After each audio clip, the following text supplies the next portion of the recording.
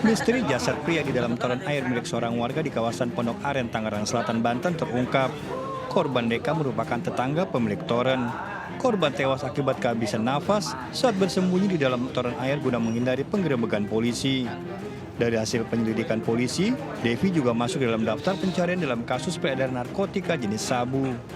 Meski tidak berhasil menangkap Devi, namun polisi berhasil menangkap Abdul Aziz, teman Devi. Barang bukti sabu 1,16 gram disita.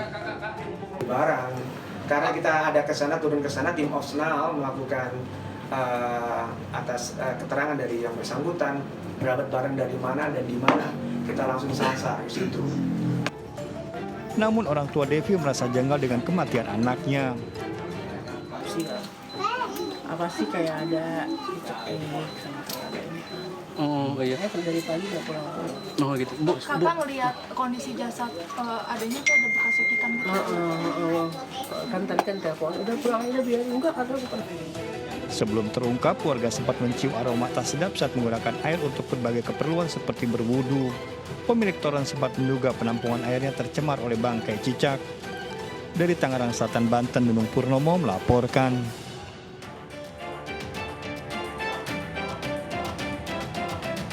Wacana pemerintah menerapkan kebijakan tapera untuk seluruh pegawai terus menuai pro dan kontra. Kebijakan tersebut bahkan dikritisi sejumlah publik figur, diantaranya selebgram Kiki Saputri melalui akun media sosial miliknya mengeluarkan komentar pedas terkait program tapera. Selain Kiki, komedian Soleh Solihun juga turut membahas tapera dengan menghitung manual hasil tabungan perumahan rakyat hingga mengundang reaksi lucu warganet. Publik figur lain, Dr. Tirta juga tak ketinggalan membuat meme tapera. Tak hanya itu, Iwan Fals dan sejumlah aktivis hingga YouTuber Firsha Besari juga ikut berkomentar. Sementara Menteri Sekretaris Negara Pratikno tidak berkomentar banyak mengenai tabungan perumahan rakyat. Pratikno hanya menyampaikan bahwa kantor staf Presiden sudah menggelar rapat koordinasi mengenai hal tersebut. Tapera itu saya kira kemarin kan kami ke Pekalongan itu sudah ada rapat koordinasi di KSP setahu saya mengenai hal ini. Izin prakarsanya kan itu dari Kementerian PUPR. Nanti pihak Kementerian PUPR, Kementerian Keuangan dan kementerian terkait akan menjelaskan. Kebijakan pemotongan gaji pegawai untuk tapera diatur dalam Peraturan Pemerintah Nomor 21 Tahun 2024. Tapera nantinya dapat dirasakan manfaatnya ketika program telah berjalan. Namun penolakan muncul dari berbagai kalangan, mulai dari buruh, pengusaha hingga publik figur. Tim Liputan iNews melaporkan.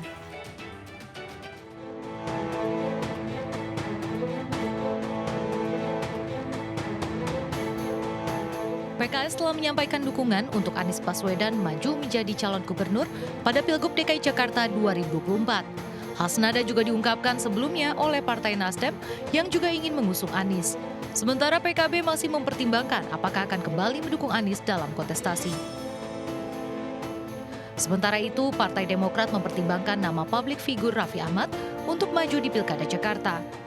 Demokrat menganggap Raffi merupakan calon potensial, terlebih jika berduet dengan Budi Jiwandono. Sedangkan sebelumnya, Ketua Harian DPP Gerindra Sufmi Dasko pernah mengunggah poster Budi Jiwandono yang disandingkan dengan Raffi Ahmad. Namun yang terbaru, Dasko justru mengunggah poster Budi Jiwandono disandingkan dengan Ketua Umum PSI Kaesang Pangarep bertuliskan For Jakarta 2024. Merespon hal itu, Wakil Ketua Umum Gerindra Habibur Rahman mengatakan bahwa poster tersebut merupakan bentuk penyampaian aspirasi dari masyarakat. Poster misalnya ada Pak Budi Jiwandono dengan Mas Kaesang, ya, saya pikir itu sebagai bentuk penyampaian adanya aspirasi masyarakat kepada kami. Ya. Adapun keputusan resmi nanti akan diumumkan Pak Dasko berdasarkan putusan Pak Prabowo.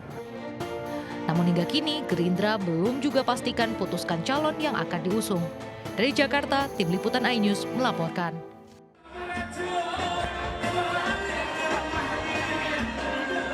Bobi Nasution dan Menparekraf Sandiaga Uno membuka Festival Melayu Serumpun di Medan, Sumatera Utara.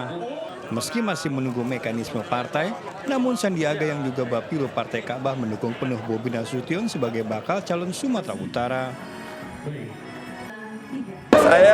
Kalau saya pribadi tentunya sangat mendukung Pak Wali untuk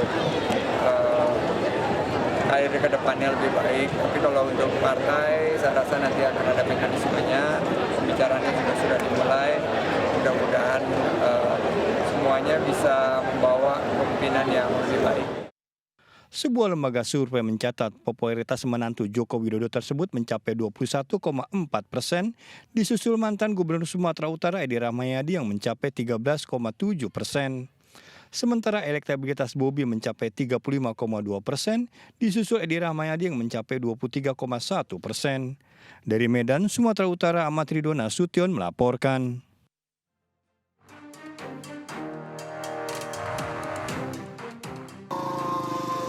Sejumlah warga di Mandailing, Natal, Sumatera Utara ini terpaksa berkeliling mendatangi pangkalan gas demi mendapatkan gas LPG ukuran 3 kg. Meski sudah lelah berkeliling ke setiap pangkalan, sayangnya tak satu pun tabung gas 3 kg mereka dapatkan karena pangkalan kehabisan stok. Seorang warga mengaku kelangkaan gas LPG 3 kg terjadi sejak April 2024 lalu. Terlebih per 1 Juni 2024, pemerintah akan menerapkan aturan pembelian gas dengan menggunakan KTP. Ini dilakukan untuk menekan tingkat penyalahgunaan dalam distribusi LPG 3 kg. Susahnya gimana? Susah. Ada pangkalan-pangkalan nggak dikasih. Iya, payah ya. Udah berapa lama kak payah-payah gini? Udah dari puasa. Mana aja dicari? Sampai sana, sampai Binjai, Jambur. Keliling-keliling ya? Gak dapat. Sementara di Denpasar, Bali, kelangkaan LPG 3 kg membuat puluhan warga berdesakan berlomba demi mendapatkan gas LPG bersubsidi 3 kg. Kelangkaan gas LPG 3 kg di sini sudah terjadi sejak sepekan terakhir. Warga berharap pemerintah segera mengambil tindakan agar distribusi gas LPG 3 kg berjalan normal dan memenuhi kebutuhan warga. Tim kontributor iNews melaporkan. Pemirsa, material besi proyek gedung di Kejaksaan Agung terjatuh di perlintasan MRT Blok M Jakarta Selatan pada Kamis sore. Akibatnya perjalanan MRT sempat berhenti beroperasi hingga proses evakuasi selesai.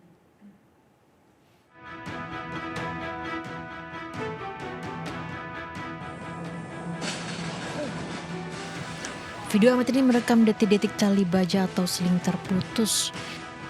Besi material bangunan proyek gedung Kejaksaan Agung ini terjatuh di jalur perlintasan MRT Blok M Kebayoran Baru, Jakarta Selatan, Kamis sore.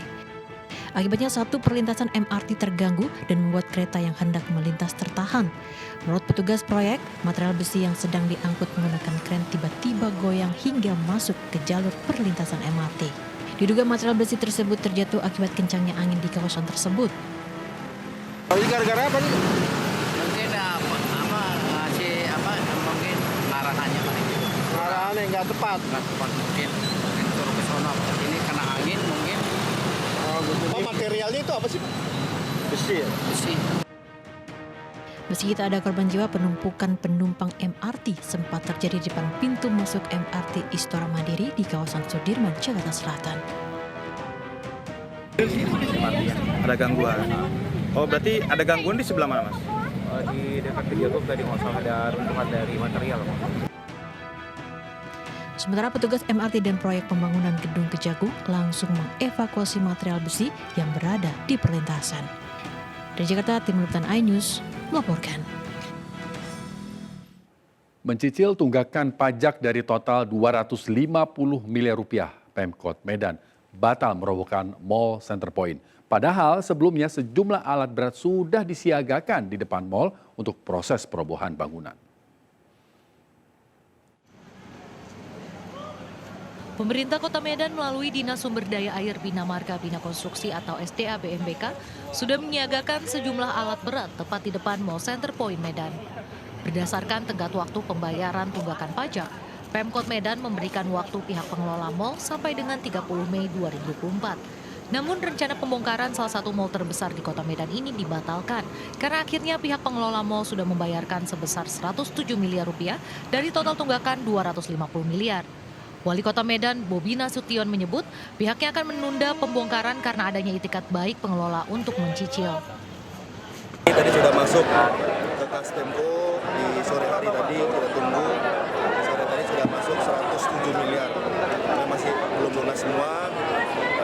surat permohonan untuk penanganan pembongkaran. Ini niat baik, tentunya walaupun belum lunas, ya, dari 250 belum lunas, baru 107. Kita tunggu niat baiknya, tapi untuk pembongkaran hari ini atau besok itu tidak akan kita lakukan. Berarti ditahan sudah masuk karena sudah ada menyicil. Pemko Medan. Pemkot Medan akan memberikan waktu kembali sampai pihak pengelola mal melunasi seluruh tunggakannya. Sebelumnya, menantu Presiden Jokowi ini menyegel Mall Center Point Medan yang berdiri di atas tanah PT KAI karena tidak membayar pajak sejak tahun 2011 dengan total tunggakan 250 miliar rupiah. Dari Medan, Sumatera Utara, Ahmad Ridwan Nasution melaporkan. Pemirsa, polisi menetapkan Peggy Setiawan alias Peron sebagai satu-satunya tersangka baru dalam kasus pembunuhan Vina dan Eki. 2 buronan lainnya dinyatakan tidak memiliki cukup alat bukti, bahkan dianggap fiktif. Namun pihak Peggy Setiawan tetap melawan.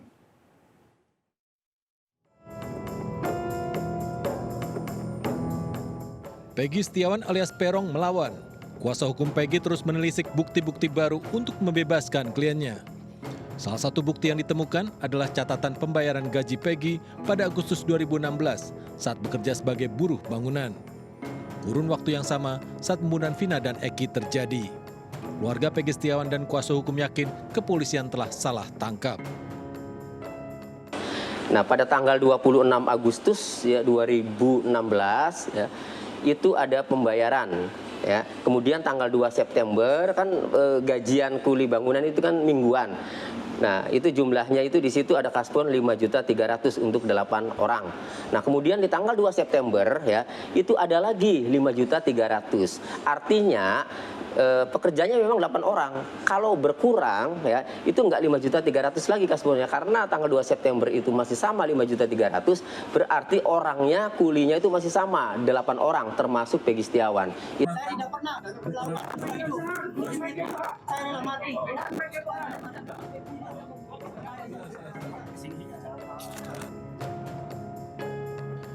Dalam kasus pembunuhan Vina dan Eki, sebelumnya dinyatakan terdapat 3 DPO atau buronan. Namun setelah Peggy Setiawan tertangkap, Polda Jabar menyatakan 2 nama lainnya dihapus dari daftar DPO. Nama-nama tersebut diduga fiktif.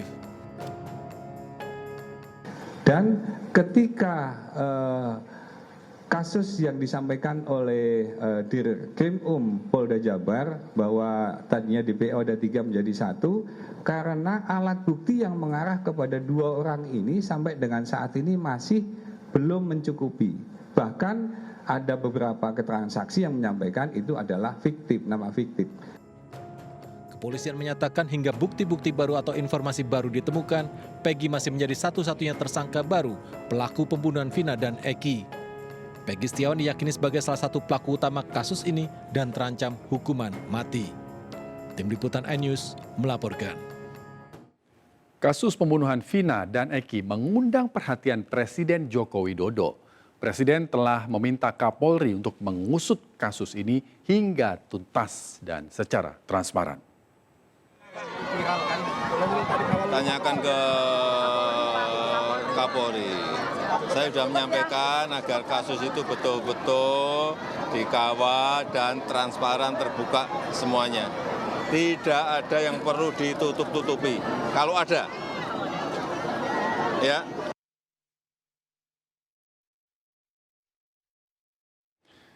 Pemirsa, dugaan friksi antara Kejaksaan Agung dengan Kepolisian RI sementara teredam. Polri menegaskan anggota Densus 88 yang diduga menguntit Jampitsus Feby Ardiansyah telah diperiksa dan dinyatakan tidak bersalah. Namun, dalang dibalik penguntitan belum terungkap.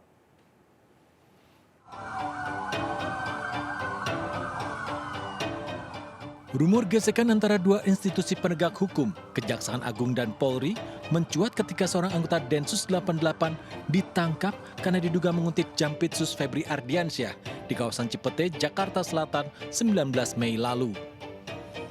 Anggota Densus tersebut diduga tengah melakukan profiling terhadap Jampitsus. Tadi kalau salah sudah dijelaskan ya, ada pengambilan foto dan sebagainya. Ketika kita periksa, kita lihat HP-nya yang bersangkutan ada profiling daripada Pak Jampitsus. Tak berhenti di situ, viral di media sosial, konvoi kendaraan personel BRIMOB sempat berkeliling dan berhenti di depan gedung Kejaksaan Agung. Dugaan gesekan antara kedua institusi pun langsung mencuat. Namun kepolisian menyatakan tidak ditemukan pelanggaran dari pemeriksaan yang dilakukan terhadap anggota Densus 88 tersebut. Jadi memang benar kalau anggota sudah diperiksa. Maka tadi hasil keterangan dari Pak Kadipropam, seandainya misalnya anggota melanggar etika, anggota melanggar tindak pidana, anggota melanggar tindakan disiplin atau yang lainnya, berarti Pak Kadipropam juga akan menyampaikan hal serupa. Jadi dari hasil pemeriksaannya disampaikan tidak ada masalah. Kapolri dan Jaksa Agung telah bertemu bersama Menko Polhukam dan Panglima TNI di Istana Kepresidenan. Permasalahan ini pun dinyatakan selesai. Terkait aksi konvoi kendaraan personel BRIMOB, Polri menyebut sebagai hal biasa terkait tugas kepolisian melakukan patroli keamanan. Dari Jakarta, Muhammad Zulhilmi, Tri Julianti, iNews melaporkan.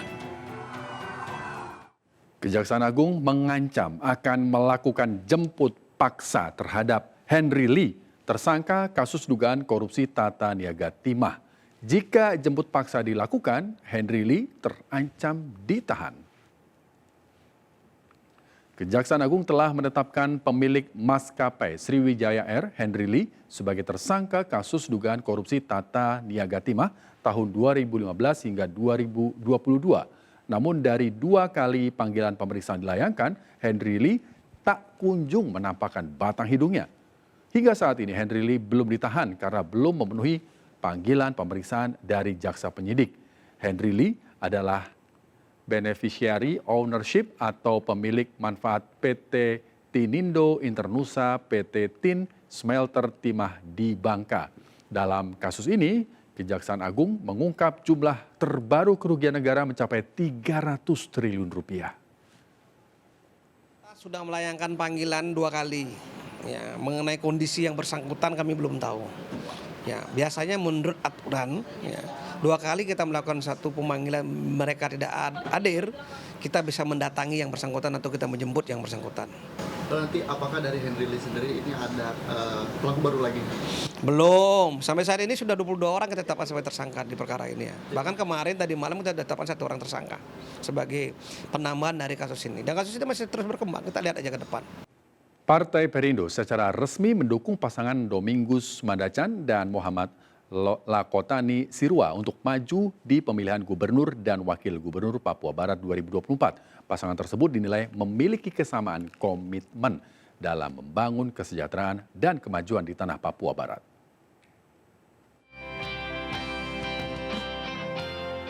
Ketua Des Pilkada DPP Partai Perindo Angela Tanusudibyo menyerahkan surat dukungan kepada pasangan bakal calon gubernur dan wakil gubernur Papua Barat, Domingus Mandacan dan Muhammad Lakotani. Penyerahan surat dukungan kepada pasangan Doamu ini digelar di kantor DPP Partai Perindo Menteng, Jakarta Pusat. Pernah menjabat sebagai gubernur periode 2017-2022, Partai Perindo yakin Domingus Mandacan dan pasangannya mampu membangun Papua Barat lebih maju dan lebih sejahtera. Ini bukan yang kali pertama, sebelumnya juga kami sudah melakukan yang sama ya periode sebelumnya, dan kami melihat bahwa kinerja dari beliau-beliau ini sangat luar biasa bagi Papua Barat. Oleh karena itu kami merasa butuh keberlanjutan di Papua Barat. Komitmen kami untuk menjaga NKRI, NKRI jaga kita. NKRI jaga Papua, Papua jaga NKRI. Papua Barat jaga NKRI, NKRI jaga Papua Barat, itu komitmen kami.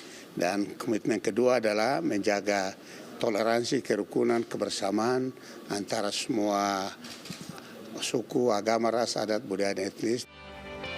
Setelah menyatakan dukungannya, seluruh pengurus kader dan simpatisan Partai Perindo di Provinsi Papua Barat akan berjuang total untuk memenangkan pasangan Doamu di Pilkada November 2024 mendatang. Dari Jakarta, Esra Ambarita, Fakih Satrio, Damar Wicaksono, iNews melaporkan. Terima kasih Anda masih bersama kami, pemirsa. 22 warga negara Indonesia yang ditangkap polisi Arab Saudi saat mikot di Masjid Bir Ali, Madinah telah dibebaskan setelah menjalani pemeriksaan. Sementara 2 WNI lainnya masih diperiksa polisi. Ke-24 WNI tersebut adalah jamaah haji Furoda asal Banten yang berangkat ke Tanah Suci tanpa visa resmi.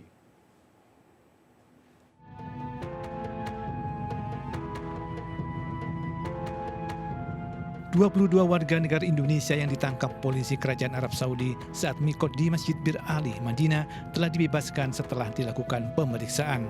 Sementara 2 lainnya masih diperiksa polisi. Ke-24 WNI tersebut adalah jemaah haji Furoda asal Banten yang berangkat namun tanpa visa resmi namun menggunakan visa ziarah. Rombongan tersebut hendak menuju ke Mekah untuk mengikuti prosesi haji. Rombongan tiba di Arab Saudi melalui Bandara Riyadh untuk transit menuju Bandara Jeddah. Setiba di Jeddah, rombongan tidak masuk ke Mekah seperti jemaah reguler. Mereka menuju Madinah yang lazim dilakukan rombongan jemaah tanpa visa untuk menghindari pemeriksaan polisi setempat. Pribadi dalam pemeriksaan yang didampingi oleh tim perlindungan jamaah KJRI Jeddah, diketahui bahwa mereka ingin melaksanakan ibadah haji dengan menggunakan visa yang memang tidak semestinya digunakan untuk pelaksanaan ibadah haji. Semalam kami telah mendapatkan informasi bahwa 22 orang jamaah dinyatakan bebas tidak bersalah karena mereka adalah korban, sementara 2 orang koordinatornya dinyatakan bersalah dan akan mendapatkan proses hukum lebih lanjut. 2 WNI yang masih diperiksa berinisial NH dan JJ masih ditahan polisi Arab Saudi. Mereka adalah supir dan pemilik bus rombongan jemaah haji Furoda. Dari Mekah, Arab Saudi, Fahmi Firdaus melaporkan. Menjelang Hari Raya Idul Adha, perburuan hewan kurban semakin gencar. Banyak pilihan tempat membeli kambing kurban, di antaranya sentra penjualan kambing kurban di Sidoarjo, Jawa Timur. Lokasinya bersih, mewah, dan asri layaknya berkunjung ke sebuah villa.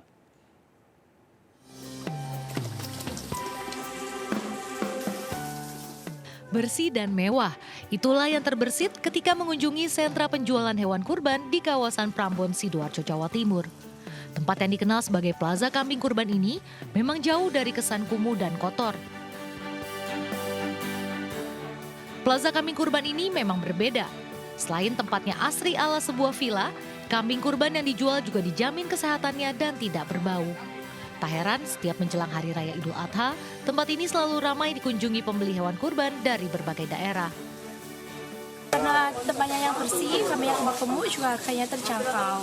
Dan juga sangat terpercaya, saya sudah beberapa kali beli di sini dan alhamdulillah cocok dengan saya.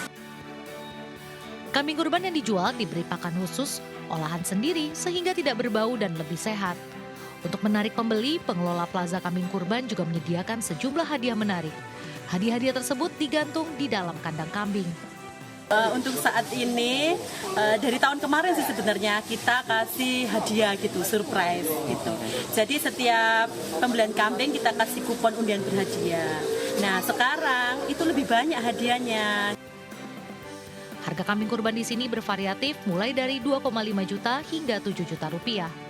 Pengelola juga menawarkan perawatan kambing dan biaya kirim gratis jika pembeli menginginkan kambing dikirim mendekati Hari Raya Idul Adha. Dari Sidoarjo, Jawa Timur, Pramono Putra melaporkan. Menebar kebaikan saat Jumat Berkah bisa dilakukan dengan cara apa saja. Seorang warga di Purworejo, Jawa Tengah yang juga penggemar otomotif, 5 tahun terakhir kerap melakukan bedah rumah saat hari Jumat dengan dana yang diambil dari kantong pribadi.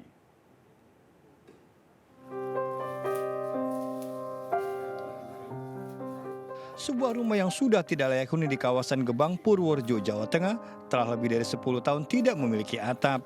Sang penghuni muksin yang diduga mengalami gangguan jiwa hanya bisa tidur di sela-sela sisa bangunan.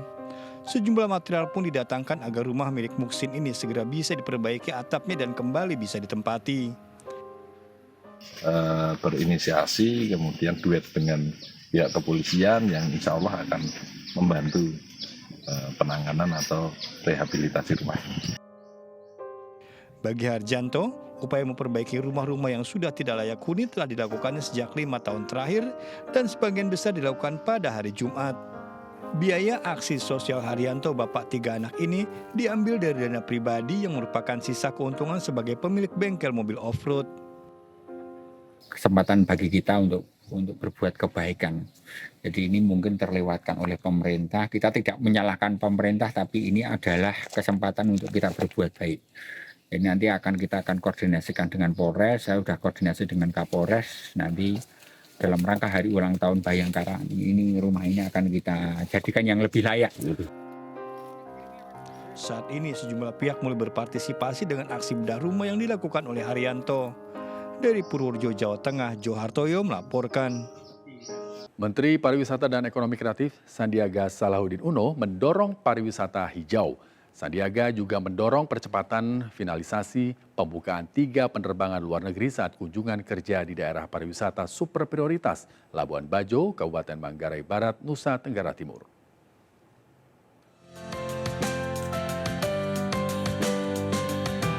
Dalam kunjungan kerjanya ke Labuan Bajo, Manggarai Barat, Nusa Tenggara Timur, Rabu lalu, Menparekraf Sandiaga Uno melakukan kerjasama untuk mendorong pariwisata hijau. Sandiaga juga mengapresiasi beberapa pihak yang sangat aktif memperhatikan kelestarian lingkungan dengan melakukan bersih-bersih sampah di sekitaran pantai dan lautan yang ada di Labuan Bajo. Menparekraf menjalin sinergi bersama Pandawa Group, Najwa Shihab, dan salah satu perusahaan air kemasan untuk mewujudkan Labuan Bajo sebagai destinasi green tourism.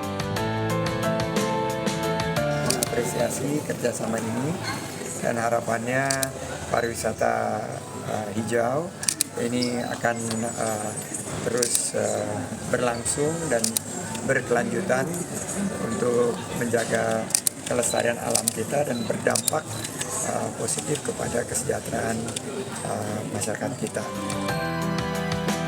Menparekraf juga akan mempercepat realisasi pembukaan penerbangan luar negeri dari Singapura, Malaysia, dan Australia ke Labuan Bajo. Dari Labuan Bajo, Nusa Tenggara Timur, Yosef Mario Antoni, iNews melaporkan.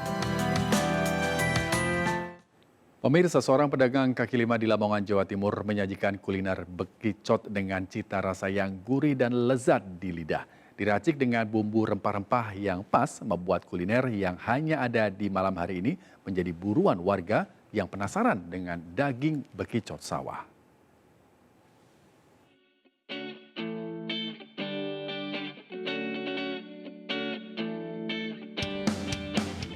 Inilah lapak kuliner bekicot molak-malik khas Lamongan, Jawa Timur yang menyajikan olahan bekicot sawah yang gurih dan lezat.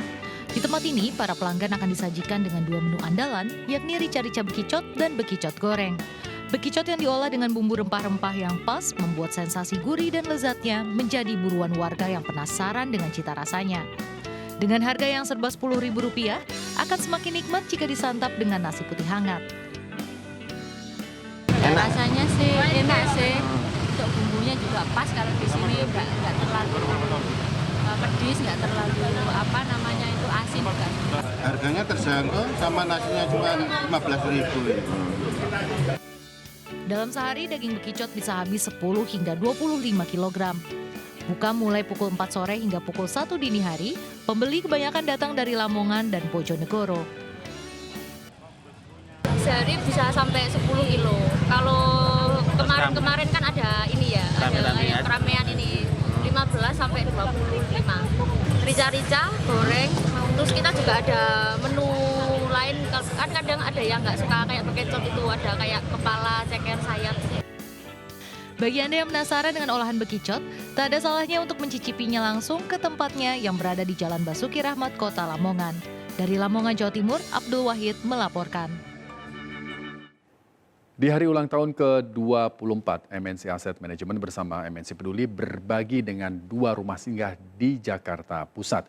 Kegiatan tersebut menjadi wujud syukur MNC Asset Management dalam pencapaiannya selama 24 tahun berkarya.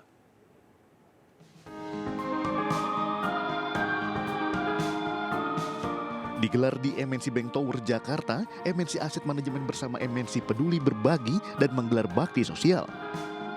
Digelar dalam rangka hari ulang tahun ke-24 MNC Asset Management, santunan diberikan kepada 2 rumah singgah, yakni Yayasan Sahabat Ayah Sarah dan Yayasan Rumah Singgah Bunda Peduli yang ada di Jakarta Pusat.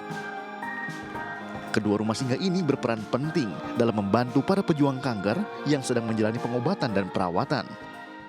Berawal dari kepedulian anak saya, Sarah Husnia, yang menderita leukemia. Sejak Sarah meninggal, alhamdulillah, saya langsung mendirikan Yayasan Sahabat Ayah Sarah untuk menjalankan pesan terakhir Sarah. Bagi saya, pesan terakhir Sarah, amanah seumur hidup saya yang harus saya jalankan. Terima kasih buat MNC Asset Management yang telah berbagi, mendonasi buat Rumah Singgah Bunda Peduli. Tentunya sedikit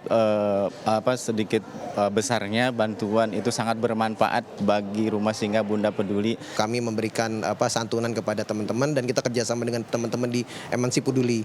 Jadi dalam artian kami dari PT Asset Management juga mengucapkan terima kasih atas sambutan dari seluruh nasabah yang telah mempercayai kami selama 24 tahun menjadi salah satu manajer investasi yang terpercaya yang ada di Indonesia.